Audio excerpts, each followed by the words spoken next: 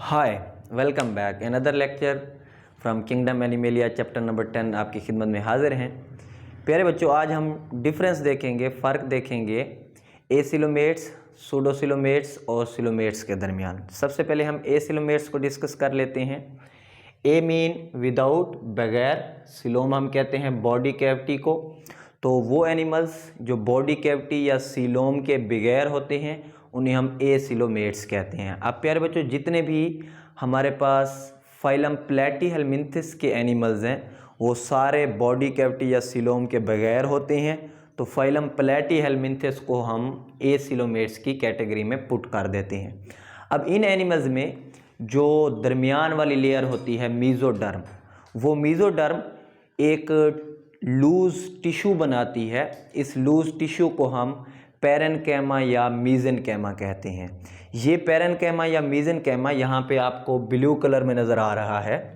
ये जो हमारे पास सेलुलर टिश्यू है इसी को हम पैरेन्काइमा या मीज़ेनकाइमा कहते हैं और इसको मीज़ोडर्म ने बनाया। अब जितने भी अंदर ऑर्गन डेवलप होंगे उनको ये पैरेन्काइमा या मीज़ेनकाइमा बाहर से कवर कर लेगा और उन इंटरनल ऑर्गन्स को ये पैरेन्काइमा या मीज़ेनकाइमा प्रोटेक्ट भी करेगा। और ये पैरेन्काइमा और मीज़ेनकाइमा जो है या मीज़ेनकाइमा ये उन ऑर्गन्स को प्रोटेक्ट करने के साथ साथ इंटरनल ऑर्गन्स को सपोर्ट भी देगा, क्योंकि इसने बाहर से सेल्स को कवर किया हुआ है, ऑर्गन्स को कवर किया हुआ है, तो इसलिए प्रोटेक्शन भी मिलेगी और साथ के साथ सेल्स को सपोर्ट भी मिलेगी। तो प्यारे बच्चों, आपने रिमेंबर करना है, याद रखना है कि इन एनिमल्स के अंदर एक्सक्रीटरी सिस्टम अच्छे से डेवलप्ड होता है। इस एक्सक्रीटरी सिस्टम में एक्सक्रीटरी डक्ट्स आ जाती हैं, इसमें एक्सक्रीटरी पोर्स आ जाते हैं और फ्लेम सेल्स आ जाती हैं। अब जो फ्लेम सेल्स होती हैं ये बीट करते हैं, लहराते हैं और फ्लेम सेल्स वेस्ट को इकट्ठा करते हैं। जब फ्लेम सेल्स ने बीट करके वेस्ट को इकट्ठा कर लिया फिर ये फ्लेम सेल्स उस वेस्ट को डक्ट्स में डाल देते हैं। फिर आगे होते हैं डक्ट्स के पोर्स, उनसे जो मटेरियल होता है वो जिस्म से बाहर निकल जाता है। तो इनके एक्सक्रीटरी सिस्टम में तीन चीज़ें होंगी, फ्लेम सेल्स जो बीट करके वेस्ट को इकट्ठा करेंगे, एक्सक्रीटरी डक्ट्स जिनके अंदर वेस्ट को भेजा जाएगा, एक्सक्रीटरी पोर्स जिनके ज़रिए वेस्ट इनके जिस्म से बाहर निकल जाएगा। अब ये जो एसिलोमेट्स होते हैं इनके अंदर एक्सक्रीटरी सिस्टम ठीक है, वेल डेवलप्ड है। इनके अंदर नर्वस सिस्टम भी वेल डेवलप्ड होता है, लेकिन और कोई ट्रांसपोर्ट के लिए स्पेशल सिस्टम इनके अंदर नहीं होता। ये हो गए हमारे पास एसिलोमेट्स। होप सो आप लोगों को एसिलोमेट्स अच्छे से समझ में आ गए होंगे। इसके बाद हम आ जाते हैं सूडोसिलोमेट्स की तरफ। जैसा कि नेम सूडो का meaning false, coelom body cavity, तो ये वो एनिमल्स हैं जिनके अंदर बॉडी कैविटी तो होती है लेकिन वो वेल डेवलप्ड नहीं है, इसे आप कहते हैं फॉल्स बॉडी कैविटी। अब सीडोसिलोम या फॉल्स बॉडी कैविटी एक्चुअली है क्या? यहाँ पे आप लोगों को अंदर वाली लेयर एंडोडर्म नज़र आ रही है। मैंने इसके साथ डाइजेस्टिव ट्यूब लिख दिया क्योंकि इसी एंडोडर्म ने ही डाइजेस्टिव सिस्टम को बनाना होता है। साथ के साथ आप लोगों को यहाँ पे बाहर वाली लेयर एक्टोडर्म भी नज़र आ रही है।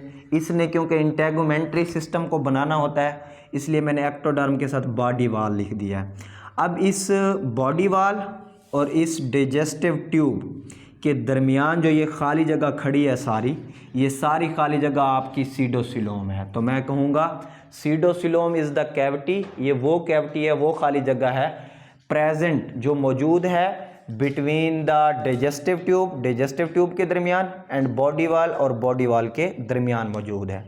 अब ये जो सीडोसिलोम है इसको आप ट्रियोसिलोम नहीं कह सकते, it is not homologous to ट्रियोसिलोम, ये ट्रियोसिलोम से मिलती जुलती नहीं है। उसके पीछे कुछ रीजंस हैं।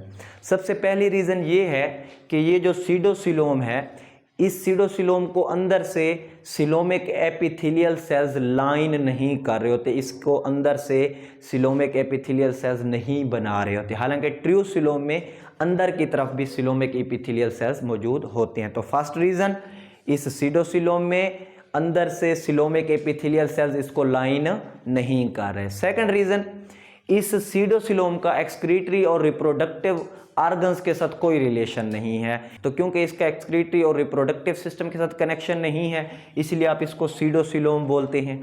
थर्ड हमारे पास जो चीज़ है वो क्या है कि ये जो सीडोसिलोम है या सीडोसील है, एम्ब्रियो के अंदर एक स्टेज होती है ब्लास्टूला, उस दौरान एम्ब्रियो के अंदर बनती है खाली जगह, आप कह लें कैविटी बनती है, इसको आप कहते हैं ब्लास्टोसील।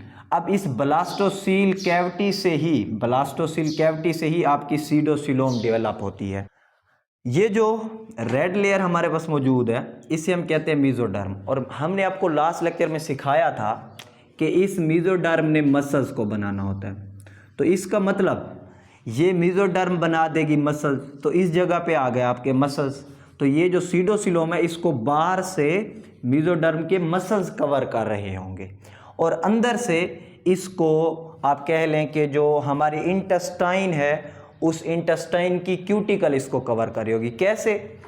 एंडोडर्म ने डाइजेस्टिव ट्यूब को बना दिया, अब इधर आ गई डाइजेस्टिव ट्यूब, उस डाइजेस्टिव ट्यूब में इंटेस्टाइन भी होगी, फिर इंटेस्टाइन के बाहर क्यूटिकल होगी, तो मतलब सीडोसिलोम को अंदर से क्यूटिकल कवर कर रही होगी, लाइन कर रही होगी, और बाहर से इसको मेसोडर्म के मसल्स जो है वो कवर कर रहे होंगे, वो लाइन कर रहे होंगे। तो ये हो गया हमारे पास सीडोसिलोमेट्स। अब अगर हम एग्जाम्पल की बात करें कि कौन से फाइलम के एनिमल्स हैं जिनको आप सीडोसिलोमेट्स की लिस्ट में डालते हो, तो एग्जाम्पल में हमारे पास एस्कहेलमिन्थस फाइलम आ जाता है। एस्कहेलमिन्थस फाइलम के जितने भी एनिमल्स हैं वो सूडोसिलोमेट्स हैं, वो सूडोसिलोमेट्स की कैटेगरी में आ जाते हैं। अब हम बात कर लेते हैं सिलोमेट्स की। प्यारे बच्चों, जैसा कि नेम सिलोमेट्स आपको रिप्रेजेंट कर रहा है कि ये वो एनिमल्स हैं जिनके अंदर सिलोम या बॉडी कैविटी प्रॉपर डेवलप्ड होती है, तो इन एनिमल्स को आप कहते हो सिलोमेट्स। अब सिलोम या बॉडी कैविटी क्या है इसको ज़रा आपने गौर से सुनना है। हमारे पास ये जो सबसे अंदर वाली लेयर है एंडोडर्म, इस एंडोडर्म सबसे अंदर वाली लेयर एंडोडर्म ने हमारे डाइजेस्टिव सिस्टम को बनाना होता है, इसे आप एलिमेंट्री कैनाल कहते हो। तो एंडोडर्म ने बनाना है डाइजेस्टिव सिस्टम को या एलिमेंट्री कैनाल को। और जो सबसे बाहर वाली लेयर है एक्टोडर्म, इस एक्टोडर्म ने हमारे इंटेगुमेंट्री सिस्टम को बनाना होता है, इसलिए मैंने एक्टोडर्म के साथ बॉडी वाल लिख दिया है। तो अब बॉडी वाल जो कि एक्टोडर्म इस बाहर वाली लेयर से डेवलप होगी और इस एंडोडर्म से जो एलिमेंट्री कैनाल डेवलप होगी, उनके दरमियान एलिमेंट्री कैनाल और बॉडी वाल के दरमियान जो ये जगह है, ये खाली जगह, इसे आप कहते हैं सीलोम। तो सीलोम वो कैविटी है जो हमारी एलिमेंट्री कैनाल और हमारी बॉडी वाल के दरमियान मौजूद है। अब ये जो हमारे पास सीलोम है, ये जिन एनिमल्स के अंदर होगी उन्हें हम सीलोमेट्स बोलेंगे। अब अगर हम बात कर लें सीलोमेट्स जो एनिमल्स होते हैं इनकी मेसोडर्म की बात कर लें, तो इनकी मेसोडर्म दो लेयर्स में टूट जाती है, स्प्लिट हो जाती है। जैसा कि आपको यहाँ पे भी सब्ज कलर में नज़र आ रही होगी एंडोडर्म के बाहर, और एक्टोडर्म के अंदर की तरफ भी आपको नज़र आ रही होगी। तो इसका मतलब दो लेयर्स हैं। जो ये बाहर वाली लेयर है मेसोडर्म की, जो कि एक्टोडर्म को अंदर से लाइन कर रही है, इस बाहर वाली लेयर का नाम होता है पैराइटल लेयर। और ये जो अंदर वाली लेयर है जो कि एंडोडर्म को कवर कर रही है, इस लेयर का नाम होता है विज़रल लेयर। तो ये पैराइटल मेसोडर्म हो जाएगी और जो अंदर वाली होगी ये विज़रल मेसोडर्म हो जाएगी। विज़रल मेसोडर्म एंडोडर्म को कवर कर रही है और पैराइटल जो मेसोडर्म है वो एक्टोडर्म को अंदर से लाइन कर रही है, अंदर से उसको आप कह रहे हैं कि सराउंड कर रही है। अब ये जो हमारे पास सिलोमेट्स एनिमल्स होते हैं, इनकी जो सिलोम होती है, इस सिलोम के अंदर एक फ्लूइड भरा होता है, एक माय भरा होता है। जो सिलोम के अंदर फ्लूइड भरा होता है उसे हम सिलोमिक फ्लूइड कहते हैं, सिलोमिक फ्लूइड। अब ये जो सिलोमेट्स होती हैं इनके अंदर कौन कौन से फाइला आ जाते हैं, तो जितने भी एनीलीड्स से लेकर कार्डेड तक फाइलम्स हैं वो सारे के सारे फाइलम्स सिलोमेट्स की कैटेगरी में आ जाते हैं। मैंने आप लोगों की आसानी के लिए नाम लिख दिए हैं फाइलम्स के। Annelida phylum, Mollusca, Arthropoda, Echinodermata, Hemichordata और कार्डाटा, ये सारे फाइलम्स आपके सिलोमेट्स के अंदर आ जाते हैं। अब इन सिलोमेट्स के अंदर अगर हम गट को देखें, डाइजेस्टिव सिस्टम को, तो वो बहुत कम्प्लेक्स होता है। उसकी वजह क्या है, इन एनिमल्स के अंदर जो ऑर्गन सिस्टम्स हैं वो वेल डेवलप्ड हैं। जैसा कि आप न्यूरोसेंसरी सिस्टम, पैगामात वाले निज़ाम की बात कर लो, वो वेल डेवलप्ड होता है इनके अंदर।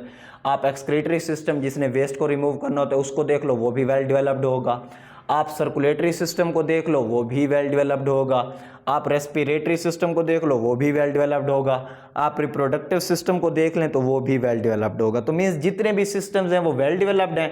तो इनकी गट ने कंप्लेक्सिटी हासिल कर ली है, कंप्लेक्सिटी अटेन कर ली है। होप सो मेरे प्यारे स्टूडेंट्स को मेरी बातें, मेरा लेक्चर समझ में आया होगा। वीडियो को लाइक ज़रूर दीजिएगा, चैनल को सब्सक्राइब कीजिएगा ताकि आपको और कंटेंट मिलता रहे। अपने साथियों के साथ, दोस्तों के साथ शेयर करना भी ना भूलिएगा। खुश रहें, खुशियाँ बांटें। अल्लाह हाफिज़।